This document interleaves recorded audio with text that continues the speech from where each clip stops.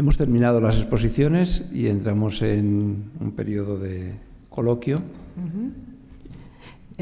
Yo creo que igual para ser operativos lo suyo es que los participantes, los ponentes que habéis intervenido, incluso podáis subir aquí para que nos pongamos todos visibles para todo el público. Este coloquio va a ser de solamente 10 minutos, de solamente 30 minutos y en principio vamos a abrir el turno de preguntas para aquellas cuestiones que se os hayan quedado en el tintero en las distintas presentaciones que ha hecho cada uno de los ponentes, y en segundo lugar, ya si sobra tiempo, pues estableceremos un pequeño debate o un turno de preguntas entre los miembros participantes. Quiero invitar a esta mesa a mi compañero Antonio Sastre Merlín. Yo voy a hacer de moderadora y quiero que él esté presente porque es otro miembro del grupo de investigación, destacado y destacable, uno de los fundadores, de hecho, de este grupo de investigación y bueno, pues es un amplio conocedor de la problemática relacionada con la gestión del agua en toda España, en general, y en particular en la cuenca del Tajo. Sí, hay alguna silla más por ahí. Bueno, pues para empezar, yo creo que le voy a dar la palabra a Antonio Sastre por aquella cuestión de que es el único que todavía no ha intervenido, pero nos ha escuchado a todos y seguro, primero voy a hacer lo que he dicho. Si algún miembro de los que estáis aquí tiene alguna pregunta para alguno de los participantes, de los ponentes, pues es el momento de que se la hagáis ahora. Sí, yo he oído hablar mucho de escorrentía esta mañana. Yo quería saber si tiene algo de influencia en la escorrentía de los ríos el deplorable estado de situación de los cauces que mantiene a los mismos la Confederación Hidrográfica del Tajo. Nada más. Pues perfecto, que conteste, por ejemplo, Antonio, que es un conocedor de las actuaciones de la gestión del agua en las cuencas y en este caso en la cuenca del Tajo en particular, pero también en otras como la del Guadiana y también en la cuenca del Duero. Así que…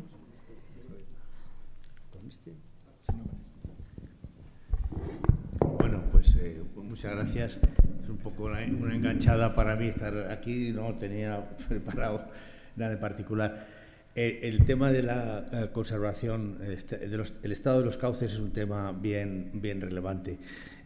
Yo creo que es el ejemplo de lo que ocurre en la vida cuando las competencias son de facto compartidas. Porque, claro, el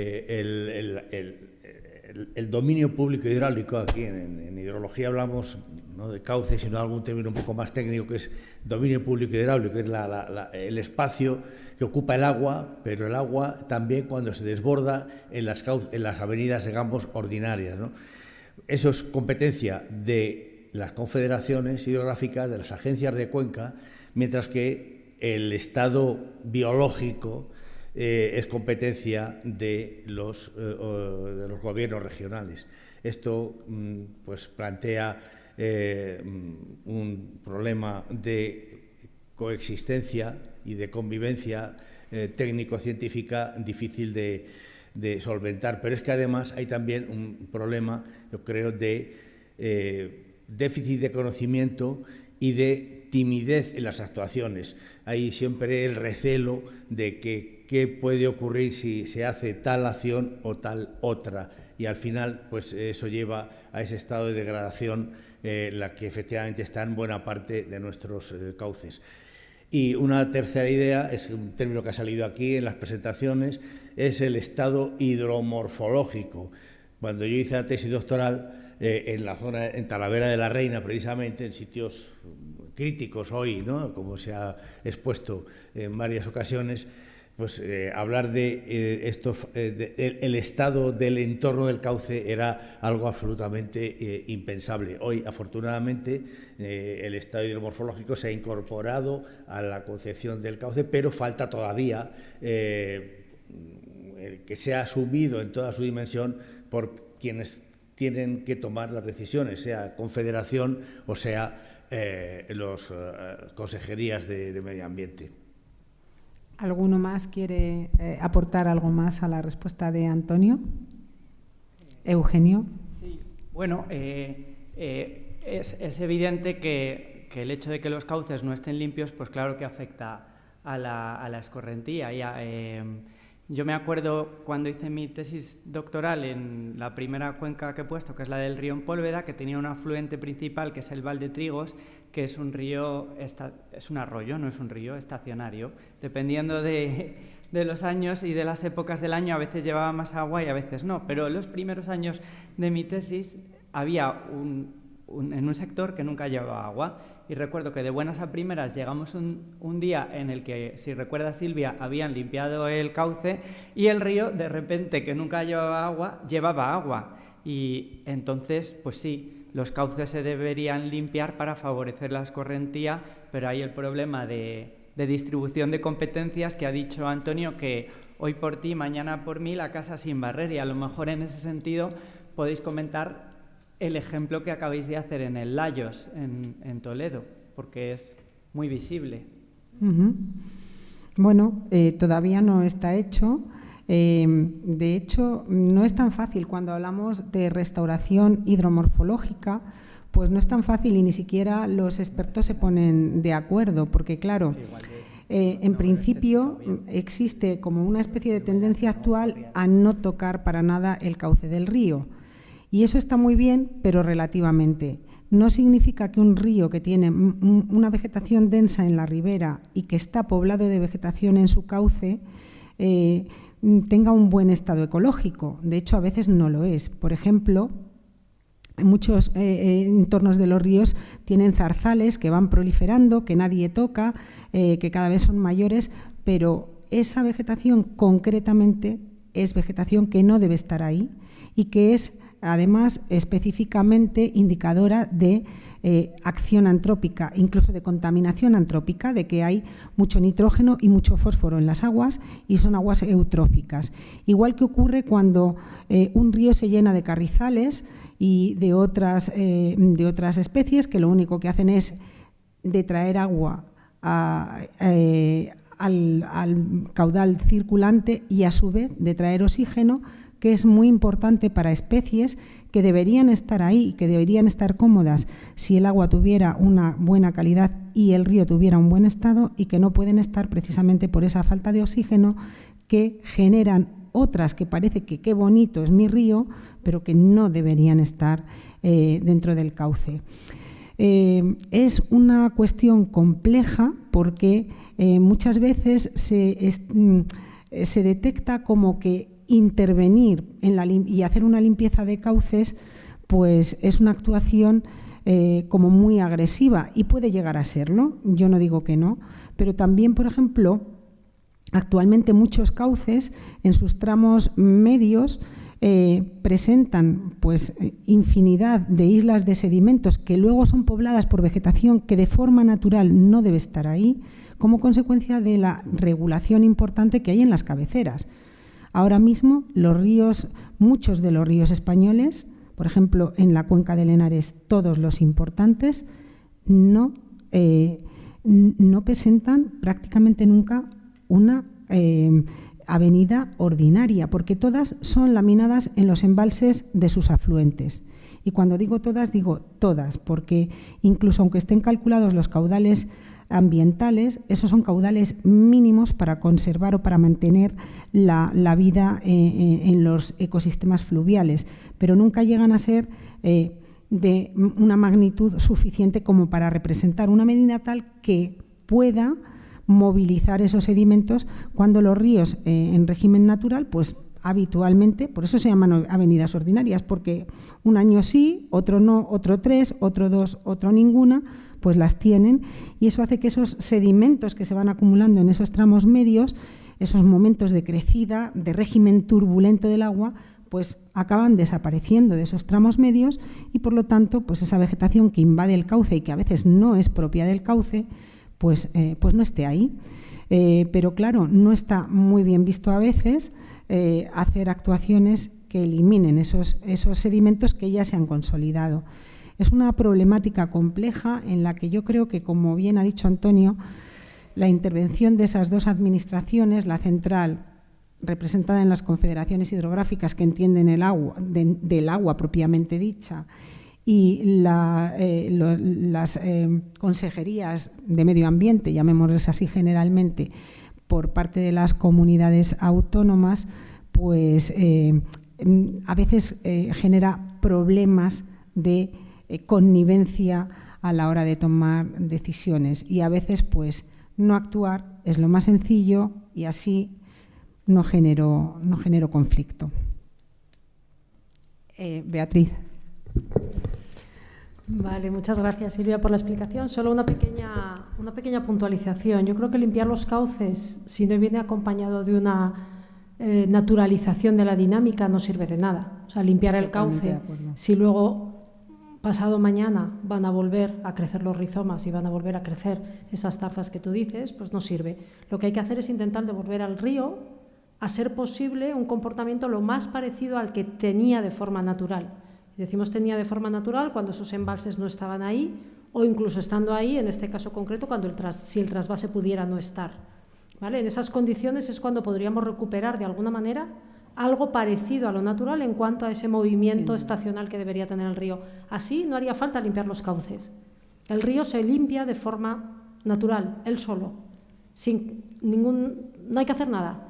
Bastaría con tener esas condiciones lo más parecidas a las naturales. Fíjate que no decimos naturales porque ya hoy en día a lo mejor sería muy difícil, pero para eso está esa componente de los caudales ecológicos que se llama caudales de crecida, caudales de avenida.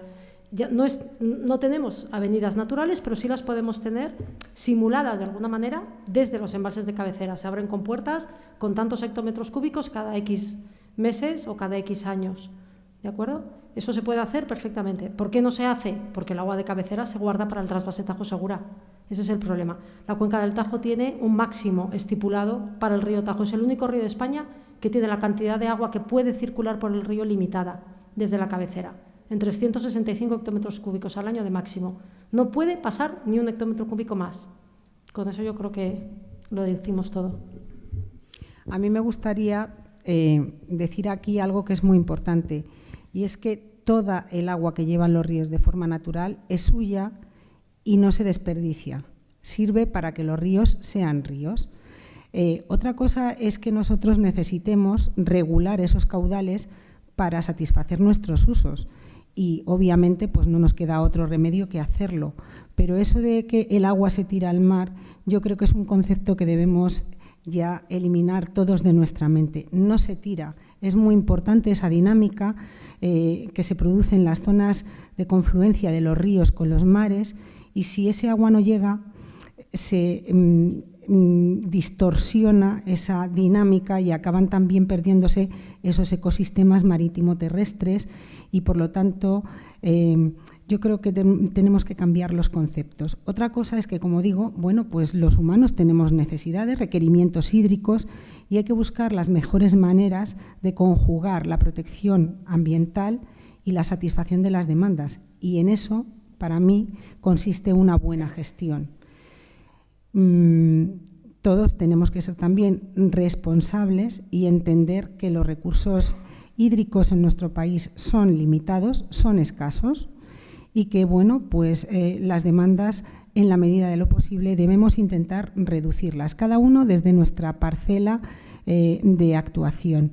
Creo que es algo en lo que nos tenemos que concienciar y todavía no estamos suficientemente concienciados. No es fácil, pero en fin, yo creo que estas jornadas también tienen que servir de reflexión para que todos entendamos ese papel fundamental que todas las masas de agua en general, pero los ríos en particular, juegan en la naturaleza, y que, bueno, pues nosotros, que somos gente con raciocinio, debemos intentar que así siga siendo.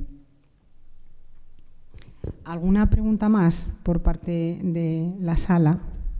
Bueno, yo quería hacer unas aclaraciones que me las habéis pisado completamente tú y Beatriz, pero bueno, ya para ilustrar ese tema, el plan hidrológico actual del Tajo no va a colaborar en absoluto a solucionar estas cuestiones, ¿no? y que afectan directamente a lo que se puede llamar, entre comillas, limpieza de los ríos. Los ríos se tienen que limpiar por sí mismos, como ya se ha dicho por vosotras, pero es que este plan no va a producir ese efecto. No solamente por los caudales mínimos, que en el Tajo medio se van a dilatar hasta 2027, en que no van a estar establecidos, y que además cuando estén tampoco van a suponer un cambio muy importante sobre lo que ya tenemos, sino que además los caudales generadores, que son esos caudales de crecida ordinaria, se establecen en muy poca masa de agua, como habéis dicho, pero sobre todo es que solamente se van a dar una vez en todo el periodo de duración del ciclo, lo cual es irrisorio, puesto que esos caudales ordinarios en la cuenca del Tajo, en el tramo medio, se venían sucediendo de manera natural anualmente, incluso a veces 2 veces al año, ¿no? Entonces, poner eso no es más que maquillar el plan, como decir, bueno, ya hemos puesto caudales generadores. No, no. Eso no es un caudal generador, eso no sirve absolutamente para nada. Entonces, ¿cómo se van a limpiar los ríos por sí mismos si no se establecen esos parámetros de caudales ecológicos que regula la normativa española y que, a la cual obliga la Directiva Marco del Agua? Entonces, ¿qué tenemos ahora? Pues tenemos un Tajo medio en aguas abajo de Bolarque, en el cual la vegetación de ribera está introducida dentro del cauce. O sea, ocupa actualmente lo que es toda la ribera, que debería fluctuar entre tener vegetación y no tener la consecuencia de esas crecidas, y toda la vegetación de ribera que debería estar en los márgenes del dominio público hidráulico ya no existe. ¿Por qué no existe? Pues porque como no se producen avenidas de ningún tipo, ni ordinarias ni extraordinarias, pues la agricultura, desde que se hicieron sobre todo los embalses en cabecera, han destruido completamente toda la vegetación de ribera natural que existía en esos márgenes. Es decir, ahora mismo todo el bosque de ribera que se habla por ahí de vez en cuando, que existe en el Tajo, no es más que un espejismo y una traslación de lo que antes había en los márgenes y ahora está dentro del propio dominio público hidráulico y no debería de estar ahí como está hoy día, ¿no? Eso además ha tenido consecuencia en todo el ecosistema, porque, por ejemplo, en el tema de los peces ha influido en la desaparición de la mayor parte de las especies autóctonas, porque el hábitat natural de esos peces ya no reúne las condiciones mínimas necesarias para que puedan prosperar, ¿no? Y que le ha venido fenomenal a las especies exóticas invasoras que a cambio han obtenido un hábitat idóneo para ellas. Entonces, estamos haciendo un manejo de los recursos hidrológicos, hídricos, que no tienen absolutamente nada que ver con un proceso de sostenibilidad, ¿no? De una actividad económica sostenible, que evidentemente somos humanos, no estamos en contra de que haya actividad económica, porque si no, no estaríamos ninguno aquí, ¿no? Pero que se tiene que dar en unos mínimos parámetros de sostenibilidad. Y digo unos mínimos, los que permitan lo que dice la normativa española, que es el mantenimiento de los ecosistemas acuáticos y los terrestres asociados, cosa que hoy es imposible con el plan hidrológico que tenemos ahí impuesto, ¿no? ¿Y todo para qué? Pues para favorecer la permanencia de una infraestructura pública, que es el trasvase Tajo Segura, que no está orientada más que a satisfacer las necesidades de unas oportunidades económicas en una región determinada de España, ¿no? Que más que un problema de escasez de agua, tiene un problema de un uso insostenible de los recursos que tienen. Como tú has dicho, los ríos son el agua que llevan y deben de llevar, ¿no? Nosotros hacemos un manejo de esos recursos, lo hemos hecho pues, históricamente desde que el hombre empezó a manejar la agricultura, ¿no? Pero no podemos hacerlo por encima de todo. Entonces, ahora mismo, el trasvase tiene unas consecuencias medioambientales gravísimas sobre el Tajo, que evidentemente a la clase política, a los poderes económicos y sobre todo de esa parte de España, pero al final de toda España, porque al final la economía te parece que tira del carro de todo, ¿no? Pues tiene consecuencias, ¿no? Y esas consecuencias las estamos pagando aquí, ¿vale? Entonces, en Murcia, más que un problema de escasez, insisto, tienen un problema de insostenibilidad en los recursos, ¿no? Y esa insostenibilidad se está auspiciando pues, por parte de otra cuenca, ¿no? La del Tajo. Y además tiene efectos negativos, como ya se ha visto en el Mar Menor, ¿no? Y en otras cuestiones, ¿no? Entonces, bueno, pues simplemente es dejarlo esto en la mesa y que nadie está en contra de Murcia, nadie está en contra de que haya agricultura, nadie está en contra de que haya turismo, ¿no? pero por favor respetarnos a nosotros también, ¿no? Y además para cuestiones vitales, ¿no? Como es tener el derecho a disfrutar de un medio ambiente sano, ¿no? Y a disfrutar de nuestro paisaje en la mejor medida que se pueda. Y gracias, no quiero enrollarme más. Antonio. Sí, solamente interrumpo el orden para presentar a José Ángel García Redondo, que es responsable de servicio de caza y pesca fluvial en Toledo, dentro de la Consejería de Medio Ambiente de Castilla-La Mancha, y persona que ha venido expresamente desde Toledo a estar hoy aquí con nosotros, y colaborador asiduo en lo personal y en lo profesional cuando hace falta. Así que muchísimas gracias por su participación, y yo creo que efectivamente el dedo de la llaga está puesto cuando has aludido al trabajo de Tajo Segura. Silvia y yo asistíamos a la presentación del primer paso para ese plan hidrológico que ya está vigente de 2022 hasta 2027 en la Confederación, en la sede electrónica de la Confederación, porque no se podía en aquel momento con la COVID tener el acto presencial, y la frase del presidente de la Confederación es: no vamos a hablar en la formulación de los problemas importantes de la demarcación. El acueducto, el Tarvaz de Tajo Segura, no es un problema importante porque ya está ahí y es un fijo en la quiniela que no va a cambiar. Pues eso es lo que da un poco la pauta de lo que luego ocurre, ¿no? No hay forma de cambiar un planteamiento absolutamente fuera del sentido común. Muy bien. Sí, buenos días.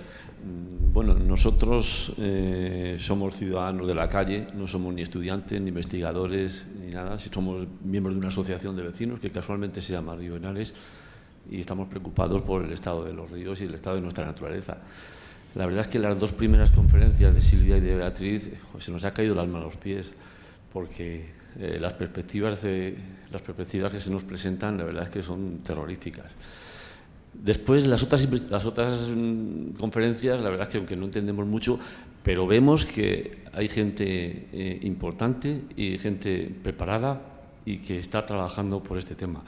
Me da pena que esta sala no esté llena de responsables políticos, responsables en este tema, pero bueno, espero que a través de Internet, que esto se guarda, se quede y que por lo menos caiga en la conciencia de todos ellos. Yo solo quiero decir dos cosas. Evidentemente, lo que vosotras dos habéis dicho al principio, el Tarvaz de Tajo Segura se creó hace 50 años con unas expectativas de agua que ahora no son. Evidentemente, el Tarvaz de Tajo Segura, independientemente de decisiones políticas que haya, va a seguir a corto, medio plazo, por mucho que nos temamos, va a seguir porque es muy difícil, hay muchas estructuras económicas ahí creadas, y va a seguir. Podrá caer 10 centímetros cúbicos más, 10 menos, pero va a seguir, desgraciadamente. Yo soy una persona pragmática y la verdad es que siempre intento buscar soluciones a los problemas que haya. Últimamente se ha debatido bastante y he leído y he estado investigando sobre soluciones prácticas que hablaban sobre un trasvase del Ebro al Duero y a la cabecera del Tajo. La cabecera del Tajo habéis dicho que podía ser un motor económico y motor de distribución de agua que podía ir al resto de España.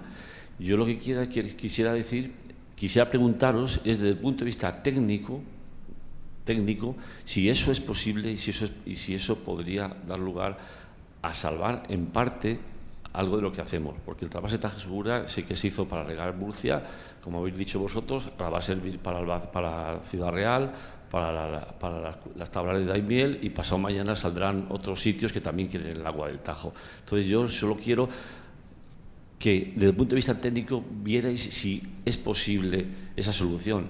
Nosotros hemos visto periódicamente que en Zaragoza se inunda el Ebro, que en Tudela yo he estado y he visto cómo se inunda el Ebro. si no se podría coger esa agua que sobrase y se pudiese meter, o que me digáis, esa solución, olvidamos del tema.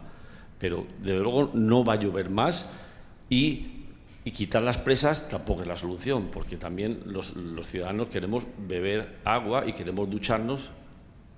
Y entonces, quitar las presas, por ejemplo, de la cabecera de Henares que tenemos, es el agua que nosotros bebemos, el agua del río Sorbe. Entonces, no queremos renunciar a eso. No va a ocurrir. ¿De acuerdo? Muchas Beatriz gracias. está deseandito contestar. No puede ya.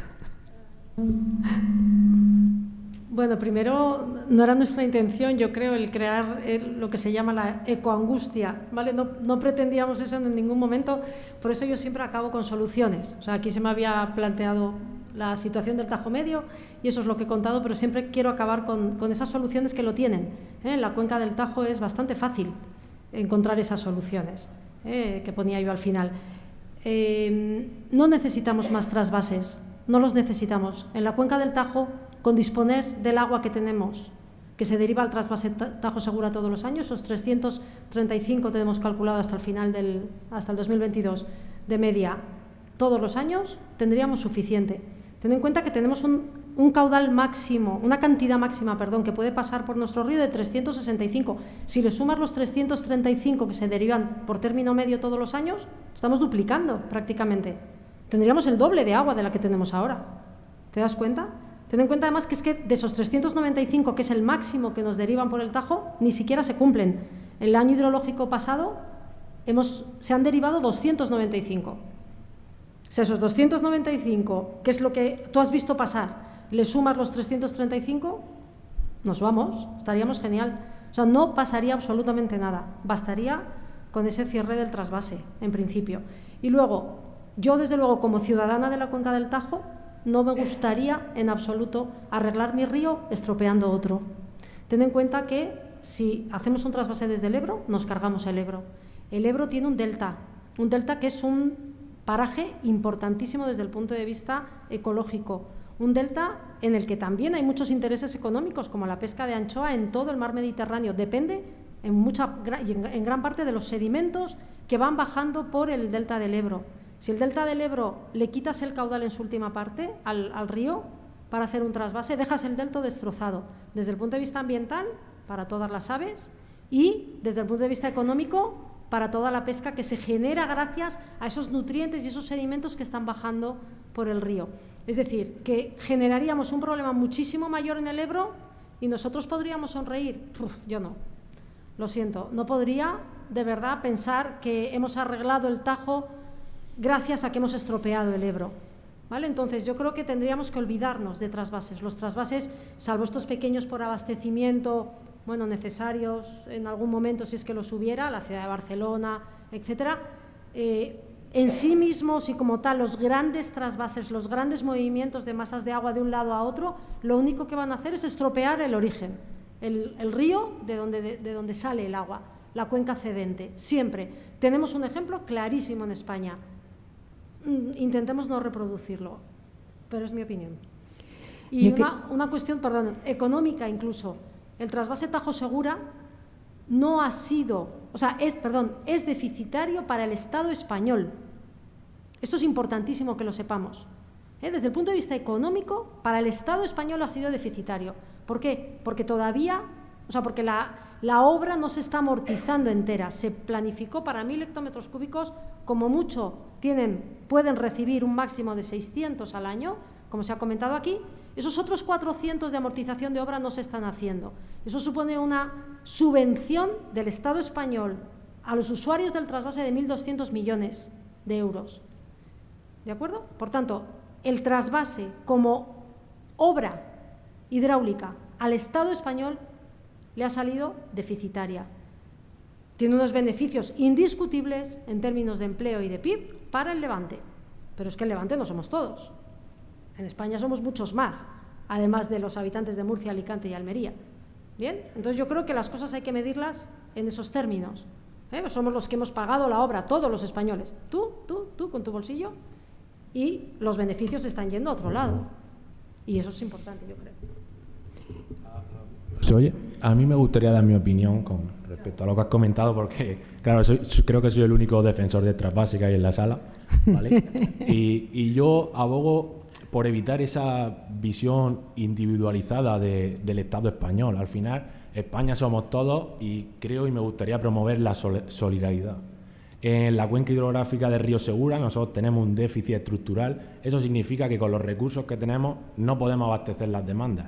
Por tanto, necesitamos agua de otras cuencas externas. ¿Cuál es el problema? Que es el que veo yo, que solo recibimos agua de una única cuenca, cuando podríamos recibir de muchas otras cuencas y conseguir un equilibrio en esos recursos hídricos en España. Desde el punto de vista científico, en España sobra agua. El norte de España tiene mucha agua y el sur tiene muy poca. Por tanto, ¿por qué no podemos ser solidarios y compartir esa agua buscando el beneficio común, no solo el beneficio individualizado de cada comunidad? Eso es lo que a mí más pena me da de todo esto. Una frase: cuando uno tiene un déficit estructural, lo que tiene que hacer es reducir las demandas. Donde no hay agua, o sea, donde tú no pones nunca una fábrica en un sitio donde no tienes la materia prima cerca. Si tienes que traerte las maderas de Singapur, no vas a poner una fábrica de maderas en Guadalajara. Por tanto, aquí pasa exactamente lo mismo. Si no hay materia prima, hay que cambiar de sector económico, como se hizo con Altos Hornos de Sagunto. O sea, las cosas hay que modificarlas si se ve que no se puede.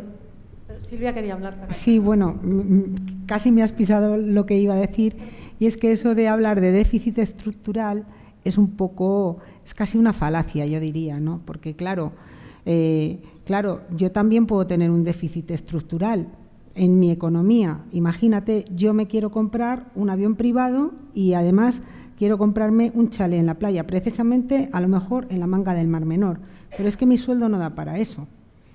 Y eso no significa que yo tenga un déficit estructural, es que con lo que yo tengo como recursos debo satisfacer las pocas o muchas demandas a las que pueda acceder, ¿no?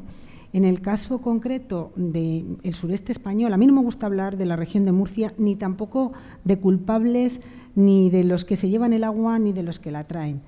Creo que también en su momento, incluso el sureste español fue víctima de unos números que no estaban bien hechos, ya en principio, pero que hemos tenido la mala suerte que se han combinado con un cambio climático brusco que desde los años 80 ha hecho que las circunstancias climáticas no se parezcan a lo que teníamos anteriormente. Entonces, ni Murcia y el sur de Alicante y el norte de Andalucía tienen culpa, entre comillas, ni tampoco la tiene la cuenca del Tajo, ni la tenemos nadie. Yo creo que más que hablar de culpables, tenemos que hablar de soluciones posibles y viables. Es verdad que, a pesar de que ya llevamos 40 años hablando de este cambio climático y de esta escasez de recursos hídricos en la cuenca del Tajo y de la inviabilidad de sostener el trasvase Tajo Segura, en Murcia tampoco se ha hecho otra cosa que incrementar las superficies de regadío, es decir, que incrementar las demandas y que incrementar el número de cosechas, porque la tecnología lo permite, al año de cada una de esas superficies. Eso, claro, demanda cada vez más agua. No es que haya un déficit estructural, es que estamos de un territorio que tú mismo has definido como árido. Y en un territorio árido se puede hacer lo que se puede hacer o se debe hacer lo que se debe hacer, y si se pueden hacer otras cosas, pues es a base de importar un agua que a día de hoy enviarla allí perjudica mucho a la propia cuenca del Tajo.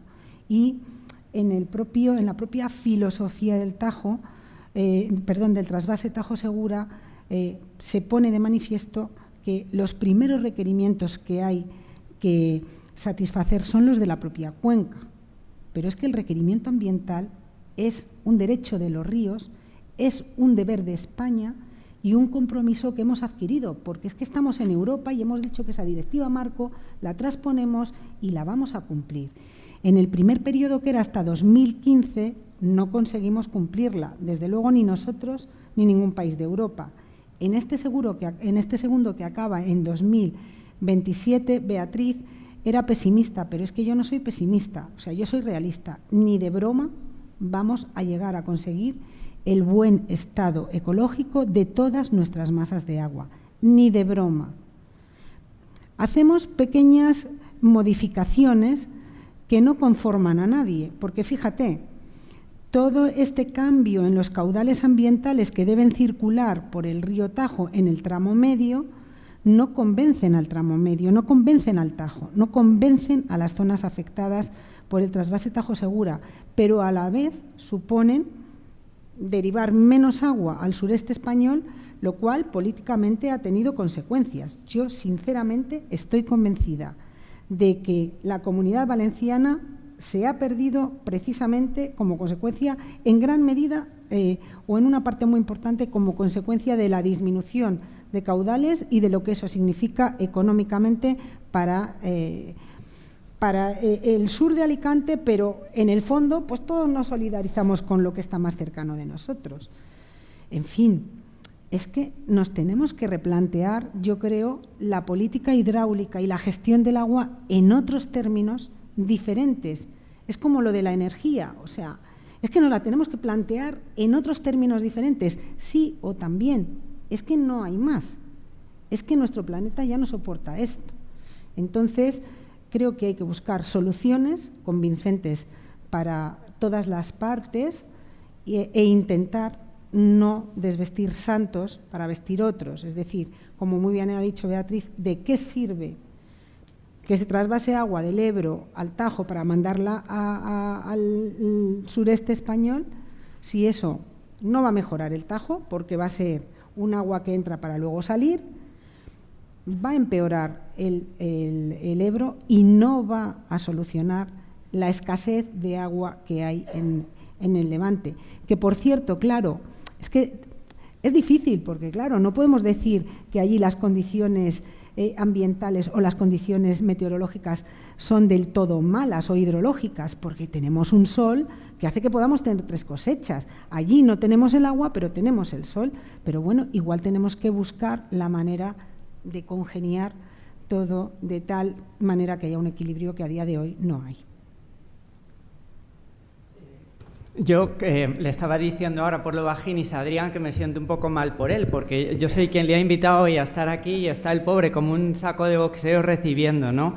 Y creo que en este debate es importante también un poco la empatía y pensar en cómo se siente un ciudadano medio de la región de Murcia. La región de Murcia ha podido progresar económicamente gracias a este desarrollo de la agricultura de regadío, del que cada ciudadano individualmente no es responsable. La responsabilidad es de las administraciones públicas que han permitido eso en base a un recurso que no hay. Empezando por la Confederación Hidrográfica del Tajo, la administración de origen, que se pone la venda, como han contado mis compañeras, y aquí no pasa nada. Es decir, igual la culpa la tenemos nosotros para empezar. Entonces, aquí, y esta es mi opinión, algún político tiene que ser valiente, abrir este melón a pesar de que les cueste la pérdida de los gobiernos y decir, bueno, si este tipo de agricultura no es sostenible nunca más en el sureste español, pongamos todo el dinero que haga falta sobre la mesa para reconvertir su economía, porque tú no le puedes pedir a un ciudadano en el que su vida se ha desarrollado en torno a eso, no, esto ya no, y ahora lo tienes que cambiar radicalmente, le tienes que dar las herramientas, ¿no? Y yo entiendo que esta es la madre del cordero y es pues lo más complicado, y que al final pues lamentablemente los intereses, sobre todo, y en mi opinión en política, son otros, y quizá nadie va a tener la valentía de hacer esto que es lo que realmente sería necesario, pero pues no es justo echar la culpa al ciudadano individual porque no la tiene, y obviamente ellos van a ser defensores del trasvase porque es su manera de sustentar sus familias.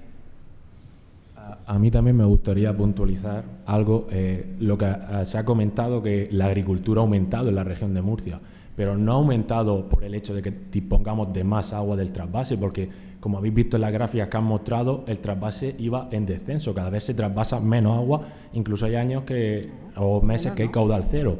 lo que se ha hecho en la región de Murcia es tecnificar mucho la agricultura. Entonces, cada gota de agua va a la raíz de la planta. O sea, hemos optimizado, ante la escasez de recursos, lo que hemos hecho, hemos optimizado el riego, que creo que también había que puntualizar eso. Yo creo que es muy importante es que esto no es un tema político en ningún caso, es un tema técnico y científico. No hay política aquí, o no debería haberla, ¿eh? Y eso tendremos que hacer todos la reflexión. Da igual el partido político, hay que ver exclusivamente desde el punto de vista técnico y desde el punto de vista científico qué es lo que está pasando y qué es lo que se ha puesto en valor aquí delante hoy, ¿no? ¿Por qué Adrián está modelizando la cuenca del campo de Cartagena? Porque tiene un problema. ¿Por qué tiene un problema? Porque tiene una agricultura excesiva y a la que hay que poner coto, o con barreras naturales o con barreras de otro tipo o con lo que sea. Luego eso se está reconociendo que hay un problema. Hay una oficina del Mar Menor que se encarga de buscar esas soluciones, y esas soluciones tienen su origen en esa agricultura totalmente desmesurada, pero que no es político, es técnico, y por eso se están poniendo los medios. Bueno, es que yo creo que es interesante comentar que igual todos tenemos asumido que estamos en un proceso de transformación, de transición energética, ¿no? Hoy ya eso a cualquier ciudadano no se le escapa. Pues desde el punto de vista del agua estamos, de hecho, y con mucha menos certidumbre que la transición energética, en una transición entre dos formas de administrar un recurso hasta el trasvase y incluso después. El término era gestionar la demanda, perdón, la oferta. Es decir, las confederaciones se dedicaban a distribuir juego como los croupiers en los casinos, ¿no? A ver, ¿usted cuánto quiere? Ahí va, un embalse, un trasvase, un canal. Claro, pero es que ahora eso se ha acabado, igual que se está acabando otra forma de aprovechar la energía, y es necesario pasar de pantalla, y eso es la gestión de la oferta. ¿Para qué hay que hacer ese agua? ¿Para qué hay que utilizar ese agua? Y eso, claro, igual que no va a pasar a todos, o lo está pasando ya cuando decidimos cambiar de coche y comprar un coche eléctrico o un híbrido, pues es que lo mismo nos va a pasar con el tema del agua. Estamos en un proceso que no es fácil de asimilarlo la ciudadanía en su conjunto, y los políticos los primeros, claro. Y entonces este es el quid de la cuestión.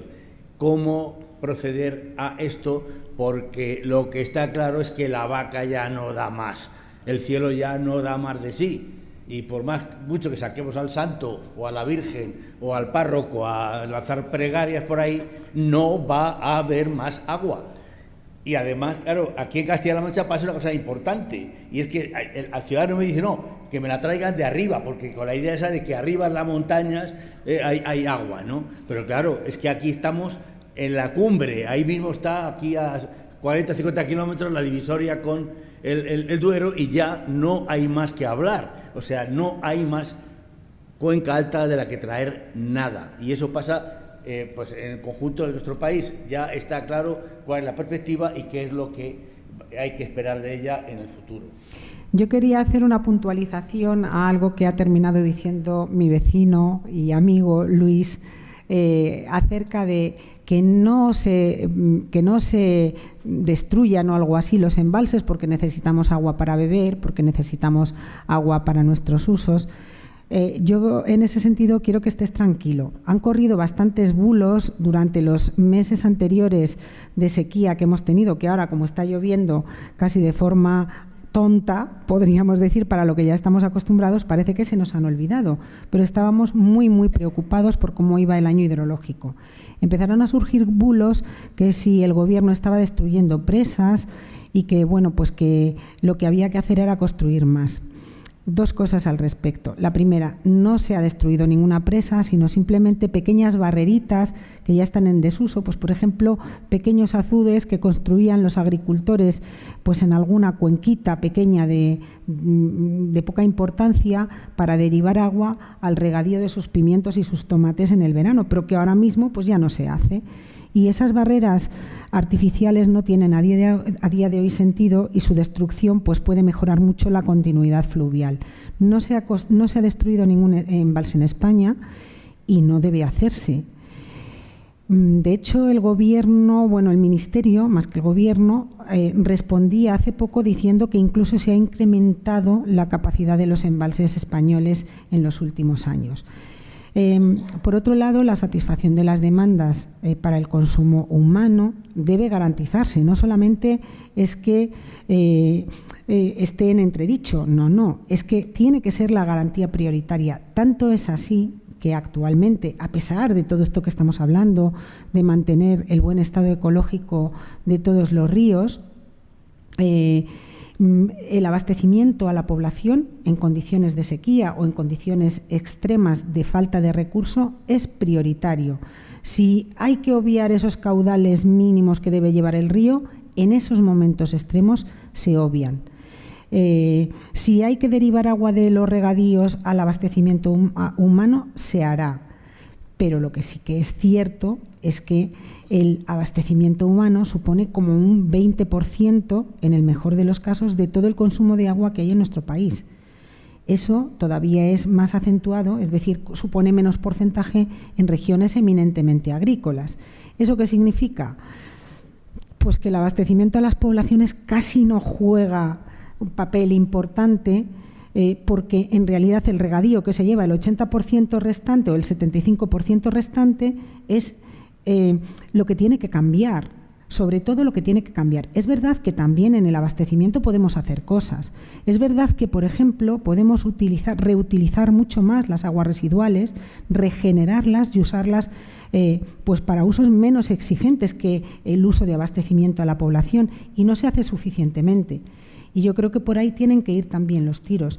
Pero realmente el problema que tenemos en nuestro país es el de los regadíos. Tenemos sol, tenemos buenas condiciones de temperatura y de insolación y de días de sol al año, pero el agua es que falla, es que es así, y falla y cada día va a fallar más. Entonces tendremos que buscar la manera de congeniar el progreso económico, que, como ha dicho Eugenio, no puede echarse patas arriba en ninguna región, con las condiciones que estamos viviendo actualmente, y que si los modelos de predicción de lo que va a ocurrir en los próximos 50, 60 años no se equivocan, va a ser mucho peor. Y eso lo tenemos que asumir. Y como lo tenemos que asumir, pues debemos prepararnos para ello. Oye, que el día de mañana estos modelos se vuelve a producir un cambio de clima a mucho más húmedo, pues encantado, pues perfecto. Si tenemos, más nos sobra. Pero claro, eso es como la economía de una casa. Si yo tengo pocos recursos hídricos y encima pienso que el mercado laboral está fluctuante y que a lo mejor me pueden despedir y no encontrar trabajo en 8 meses de lo que tengo, oye, no me puedo ir de vacaciones en verano y después comprarme un chalet en la playa. Tendré que usar continuo los recursos que tengo. Y eso es lo que yo creo que a día de hoy falla. Pero también dejemos de lado la desinformación que a veces nos lleva a decir cosas que no son reales, como que se destruyen presas, como que no, eso no va a ocurrir. Pero en esos ríos regulados a lo mejor sí que hay que hacer algo, porque los caudales que a veces que circulan por ellos emulen un poquito mejor a lo natural, y que eso además sea conjugable con satisfacer las demandas. Voy a aprovechar a hacer publicidad. Como tenemos que estar preparados para ellos, necesitamos jóvenes que se preparen en esta materia, y estamos en época de preinscripción universitaria, así que si tenéis amigos, familiares, conocidos, vecinos que, como vosotros, tengan esta preocupación y no tengan muy claro qué carrera estudiar, pues que se preinscriban en ambientales, o con Beatriz, o con los colegas de Murcia si son de allí, o con nosotros, pero necesitamos buenos ambientólogos que nos ayuden a abordar estos retos en el futuro. Bueno, pues no sé si alguien más tiene alguna pregunta. Yo tengo una pregunta, y dejando al lado del debate que hemos tenido, si trasvase no, yo quería preguntar más sobre el modelo SWOT. ¿Qué nivel de detalle es necesario para validarlo a nivel institucional, por ejemplo. He visto que Alejandro ha calibrado el modelo, creo, si no mal recuerdo, en base a 3 parámetros. Adrián lo ha hecho en base a 5 y en la construcción del modelo, pues por ejemplo, Alejandro ha tenido en cuenta el tipo de suelo, el tipo de uso, la diferencia del tipo de roca, etcétera, etcétera. Adrián ha tenido un montón de cosas específicas de la laguna. ¿A partir de qué nivel de detalle ese modelo SWOT es válido y convence a una administración, determinada empresa, determinada institución, para que de verdad haya voluntad en hacer algo? ¿Puedo responder yo? Pues la respuesta corta sería depende. ¿De qué depende? Depende del uso que le vayas a querer dar al modelo. Si el modelo lo quieres para hacer una predicción del balance hidrológico a nivel anual o mensual, pues con calibrarlo con datos de escorrentía a nivel mensual, que a veces es lo único que tenemos, como nos ha pasado en el último caso que he expuesto para el río Guajarát, pues es suficiente. Pero entonces no pretendas hacer uso de ese modelo para calcular un caudal diario, por ejemplo, para ver cómo va a ser un pico de crecida. Si como administración ese es tu objetivo, entonces tienes que calibrarlo con datos diarios y además con una serie temporal suficientemente larga para que incluya toda la variabilidad hidrológica que hay en tu comarca. Es decir, en nuestro caso, que estamos en un clima mediterráneo, pues hay que intentar garantizar que en ese periodo de años que coges para calibrar el modelo haya años secos, medios y húmedos, para asegurar que tu modelo está representando bien todas las circunstancias posibles. Por otro lado, en cuanto a los parámetros, el modelo que ha presentado Adrián es un modelo ya terminado, con su soft calibración débil, vamos a decir, y fuerte, que sería la traducción al español, pero en español no suena muy bien porque no es realmente así.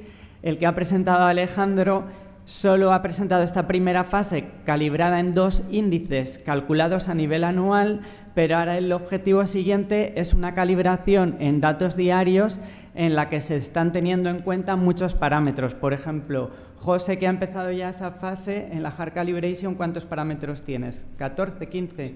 15. ¿De acuerdo? No es tan importante cuántos parámetros, sino que los parámetros que utilices te permitan obtener un modelo que reproduzca la realidad fielmente. Un poco lo que ha explicado Alejandro. No solo que la cantidad de agua cada día esté bien, sino que de dónde viene ese agua sea correcto. Es decir, que lo quería haber explicado en mi intervención, pero el tiempo era limitado. La escorrentía, el caudal que tienen los ríos, se divide en 3 componentes. La escorrentía superficial, que es la que discurre simplemente por la superficie del terreno sin llegar a infiltrarse al río y que va directamente de la lluvia al cauce.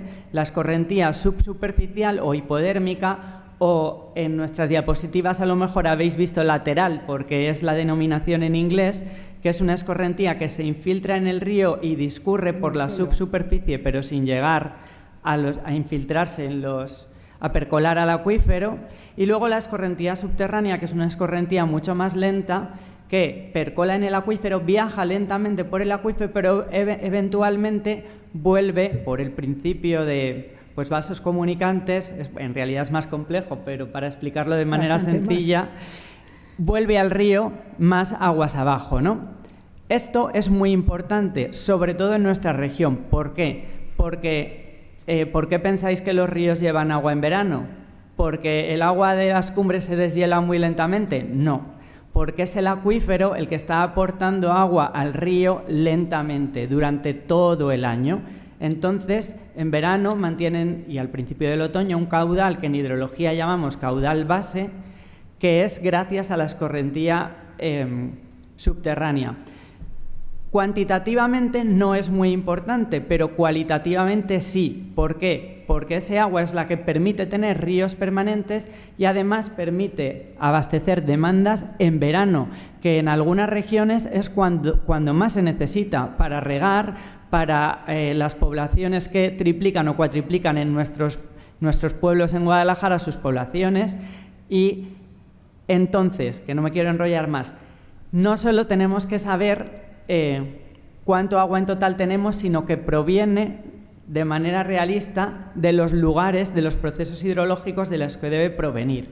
Y ahí no es tan importante el número de parámetros que tú le metas al modelo, de hecho, a veces es contraproducente, porque cuanto más parámetros, más lento corre el modelo, más incertidumbre generas, sino elegir un set de parámetros que te permita simular esto de manera realista.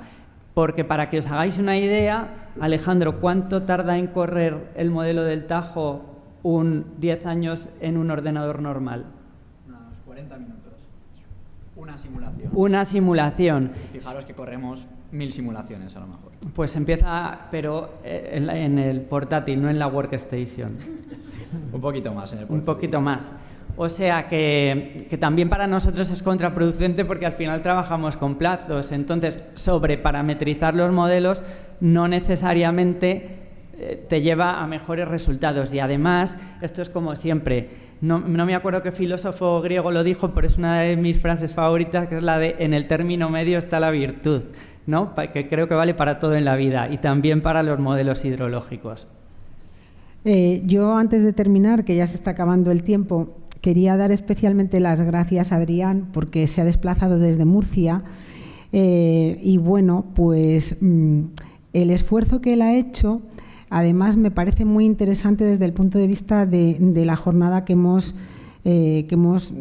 tenido hoy aquí, porque además Adrián lo que nos ha contado es, bueno, qué soluciones podemos poner para que el Mar Menor, que está siendo contaminado por distintos procesos, entre ellos la agricultura, pero no solo, también la introducción de aguas residuales depuradas, pero en España podríamos hacer más en ese sentido también, bastante más de lo que hacemos, es decir, depurar mejor, y también la antigua minería. Y bueno, pues ha dado soluciones realistas, ha modelizado, oye, y si nosotros ponemos una barrera en el entorno de las parcelas agrícolas, ¿eso va a mejorar la calidad en el Mar Menor? Porque va a haber menos aporte de esos nutrientes, de esas aguas cargadas de nutrientes, ¿sí o no? Oye, si yo revegeto el río, que ahora mismo, en realidad es que hay ríos como tal, es difícil hablar de ello, ¿no? Porque en realidad son canales que van y que deben ir prácticamente secos todo el año, cosa que ahora a veces no ocurre porque precisamente los excedentes de riego son los que circulan por ahí cargados de contaminantes, lo cual pues es anómalo. ¿Eso qué va a hacer? ¿Va a favorecer que también haya menos nutrientes en el Mar Menor? Yo entiendo que sí, no sé si tanto por la eliminación de nutrientes por parte de esa vegetación como porque esa vegetación evapotranspira, y es que no va a llegar agua al Mar Menor, ni con nutrientes ni sin ellos. Esa es la cuestión. Pero bueno, en cualquier caso en mi opinión, nos ha dado una visión de la importancia y de la necesidad de los modelos con ejemplo real. Hay muchos. Nosotros, por ejemplo, ahora mismo estamos trabajando para una empresa japonesa que ahora mismo en España es la propietaria de toda la fabricación, de todas las fábricas de Schweppes, La Casera, Sunny-Delight, Trinaranjus, es decir, no poca cosa, Whisky Dick y Ginebra Larios. Y bueno, pues esta empresa está muy interesada en saber cómo se van a comportar. Ellos son japoneses, allí el agua sobra. Y claro, cuando han venido aquí han pensado, perdona, pero ¿en qué estamos metidos? Si el cambio climático aquí, en estos secarrales que hay en el entorno de Toledo, que es donde está la empresa, en estas estepas que hay por allí, ahora mismo ya es escasa, ¿qué va a pasar en el futuro? Entonces están tan preocupados que les interesa hacer una modelización de cómo se comportan todos los recursos hídricos y la procedencia de los mismos para sus fábricas, porque es que son pragmáticos. Igual piensan, oiga, si dentro de 25 años no voy a tener agua suficiente, es momento de empezarme a movilizar. Yo creo que nosotros esa vuelta de tuerca aún no la hemos dado. Oiga, ¿esto de verdad va a pasar dentro de 10, 15, 25 años? Pues si va a pasar, pongámonos en marcha. Hagamos lo posible por estar preparados para la que se nos avecina. Y en fin, pues yo creo que esa debe ser una reflexión final.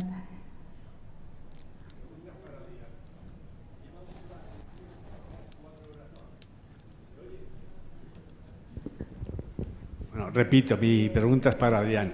Que llevamos 4 horas de jornada con el problema del agua y aún no escucho la palabra desaladoras. Cuando hace nada de tiempo los telediarios abrían la primera noticia con la instalación de desaladoras en Murcia como problema para arreglar lo del agua. Te pregunto, ¿para qué utilizáis el agua de las desaladoras? ¿Y cuántas hay instaladas en Murcia? Pues sinceramente no sabría decirte el número exacto, pero lo que sí sé que no creo que la alternativa al trasvase sea desalar agua, porque si tú, desde el punto de vista económico, desalar agua es 10 veces superior al agua que te cuesta a lo que te cuesta trasvasar agua. Entonces no creo que sea una solución desde el punto de vista económico factible. Yo abogo siempre en buscar un equilibrio entre el desarrollo económico y la sostenibilidad ambiental, pero no, o sea, quedarse entre medias, como ha dicho Eugenio, no un extremo u otro. Yo quería comentar que las desaladoras también tienen su impacto ambiental que hay que tener en cuenta y un coste energético muy elevado. O sea, para abastecer demandas humanas es algo viable, pero en el caso de la agricultura, el agua que tú desalas, por ejemplo, no te sirve para regar cultivos como son los cítricos, porque el contenido en sales, por ejemplo, es tan bajo que no es apto para los cultivos. Entonces, para el abastecimiento urbano es una posibilidad, pero para generar tanto agua como se necesitan los campos agrícolas, pues no es viable. Bueno, yo creo que vamos a dar por finalizado el coloquio para cumplir con las expectativas. Muchas gracias.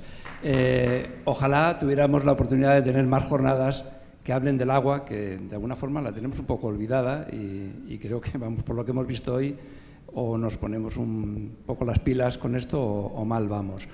Quiero dar las gracias al panel de expertos que hemos tenido aquí esta mañana. Muchísimas gracias por vuestras aportaciones, han sido interesantísimas, sobre todo para gente que no somos tan estudiosos de este tema. Dar las gracias a los asistentes que habéis venido de forma presencial y a las personas que nos han seguido a través del streaming de forma online. Y nada más, ojalá nos veamos en breve en una situación de este tipo. Yo, respondiendo a Felipe, también quiero dar las gracias especialmente al CEAGU porque confió en nosotros hace un poco más de un año, más o menos, y bueno, pues está sufragando parte de los gastos de todas estas investigaciones que llevamos a cabo, sobre todo de las que son más técnicas y más punteras, como por ejemplo lo que nos ha contado Alejandro. Y bueno, yo creo que estas colaboraciones entre centros avanzados como es el CEAGU, en el caso concreto del agua, y la gente que estamos estudiando en la universidad estos procesos siempre conllevan beneficios para la ciencia, para la tecnología y para el país en general. Así que yo también quiero daros las gracias a todos por haber estado escuchándonos hoy pues durante toda la mañana y bueno, la compensación ahora viene lo bueno, es que podemos reunirnos todos y seguir hablando de esto o de otras cosas tomando un vino español y bueno, el aplauso yo creo que nos lo podemos dar todos, pero para mí el aplauso es para vosotros.